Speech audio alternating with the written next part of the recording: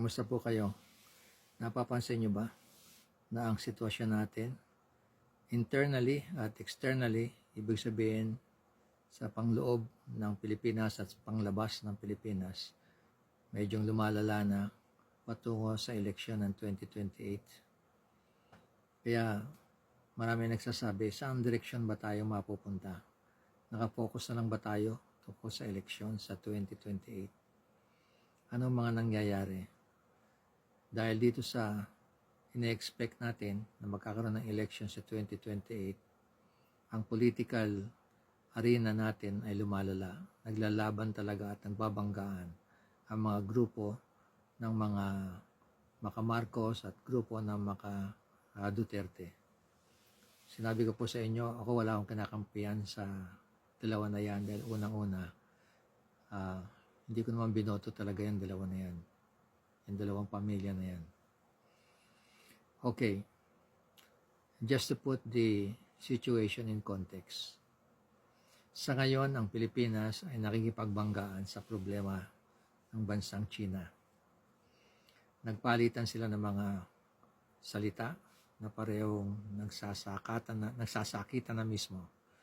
At hindi natin alam kung hanggang saan aabutin itong away, kung sasabihin nating away o hindi pagkakaintindihan ng bansa natin at bansa ng China. Habang tumatagal, nagsimula lang yan sa claim yung pagiging akin ba yung lugar na yan o hindi. Diyan nagsimula ang usapan na yan. At nang nagkataon ng Pilipinas ay nanalo sa korte, sa International Court, na kung alin yung atin ay atin, medyo nag-react ang China at sinabi nila na hindi sila papayag doon sa desisyon na yon. Hindi natin nalalaman kung ano talaga ang nangyayari sa dalawa. Dahil hindi lang naman ang China ang merong claim sa lugar na pinag-aawayan o hindi nila pagkakaintindihan. Nandyan ang Vietnam na napakalaki, mas marami ang claim nila dyan. May claim din dyan ng Malaysia. May claim din dyan ng ibang bansa. Nandyan din ang Japan. Pero bakit ang away o ang hindi pagkakaintindihan nangyayari dito sa pagitan ng ng Pilipinas at China at hindi ng Japan o Vietnam o Malaysia? Bakit hindi nila pwedeng pag-usapan yan? Kasi ang nangyayari, pati tayo ay nagkakaroon na rin ng takot na baka mamaya magkatuluyan na maglaban talaga militarily o laban sa bawat isa na gagamitin na ang militar. Alam naman natin na walang-wala tayong mailalaban sa China. Napakalaki ng China. Noon pa man, iniiwasan na yan ang banggaan na yan ng China at saka ng Pilipinas. Mula pa nung panahon nila nila Aquino at saka umabot na rito sa panahon ng Marcos. Bakit hindi matahimik ang ginagawa natin lahat at ngayon sumausaw na o nakisali na pati ang politiko, lalo na ang Senate nagbigay ng siyempre masakit laban sa China ang kanilang resolution. Ang China naman, siyempre nagre-react din sila dahil para itong dalawang dating magkaibigan na ngayon ay magkaaway na, nagkasakitan sila. Ano kaya ang magagawa natin para matigil na yung mga away nila sa pananalita lamang? Sa akin, sa tingin ko lang, mahinto lang yan kung pareho silang hihinto ng magsasalita. Wala muna magsasalita. At pabayaan na muna ang gumawa ng trabaho na tayo dito sa Pilipinas, payaan nyo ang China na gawin ang trabaho na dapat nilang gawin. Wala naman sa pagkabansa o pagkatao ng mga Chinese na lumaban o mag-invade sa ibang bansa. Hindi nila gusto yun eh. Never silang nag-invade for more than 2,000 years na. O more than 2,000 years. hindi sila gumagawa ng ganong paraan na para ipakita ang lakas nila, mag-i-invade sila o manunuk, mananakop ng isang bansa.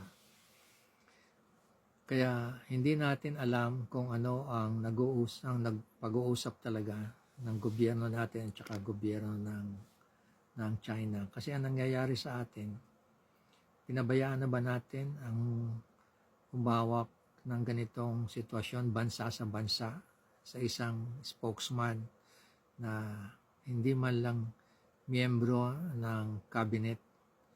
Nagsimula yan sa isang opisyal ng Philippine Coast Guard. Hanggang ngayon, nagsasalita pa rin siya. At yan, dahil doon, umabot na ngayon sa politiko natin, sa Senado, ang dami nating dapat ay asikasuhin sa Senado, sa Kongreso. Bakit napupunta ron? Nawawala na ang issue natin dito sa nangyari sa DPWH. Nawala na yung usapan natin dito sa mga trilyon na pera na nawala, nanakaw ng iba't ibang tao. Hindi natin alam kung ano mangyayari dyan kung nakafocus lang tayo dito sa usapan laban sa China at hindi natin labanan ang dapat nating labanan. Ang labanan natin, ang kahirapan natin na nangyayari ngayon, kahirapan ng mga estudyante, kahirapan ng mga teachers, kahirapan ng ordinaryong tao na hindi malang makabili ng anuman dahil nagmamahal na lahat ng mga bilihin. Paano yung mga tao na nagiging, ano na ngayon, bumalik na naman ang krimen. Yun dapat ang pansinin natin. Marami pa rin mga ginagawa ang Kongreso tungkol naman sa iba-ibang issues. Nandiyan siyempre number one issues. Yung nilalabanan natin, lahat tayo, tungkol sa dynasty ng mga politiko. Napakalaking bagay yan. Hindi nila maayos-ayos. Ang isip pa, yung pagbabago ng ibang mga gobyerno natin, ng opisyal natin, na sana ay magkaroon man lang sila ng tamang pag-iisip na tigilan na ang pagnanakaw ng pera ng bansa. May nagawa na bang batas para maiwasan ang pagnanakaw? Maski itong nakaraang 2026 budget, ang dami pa rin nagsasabi, meron pa rin problema yan at nakabukas pa rin yan sa maaaring mangyari ng nakaraang 2025. So, ang kailangan lang talaga ay maayos lang sana ang pag-iisip natin mga politiko at saka mga tao sa gobyerno na talagang tutukan na nila ang pangangailangan natin, mga ordinaryong Pilipino. At hindi lang dito sa Pilipinas, ang mga Pilipino nasa abroad. Sila din ay concerned at nagtataka at natatakot kung anong dapat nilang gawin.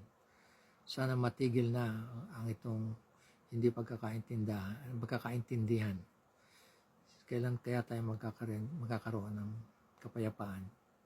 Hanggang hindi sila gumagawa ng paraan tungkol sa kapayapaan, talagang malayo nating maharating yan. Kaya to all of you, let's all pray, pagdasal natin ang Pilipinas, pagdasal natin ang mga opisyalis, pagdasal natin ang mga mahihirap, hindi lang dito sa Pilipinas, kundi sa abroad. God bless the Philippines. God bless us all.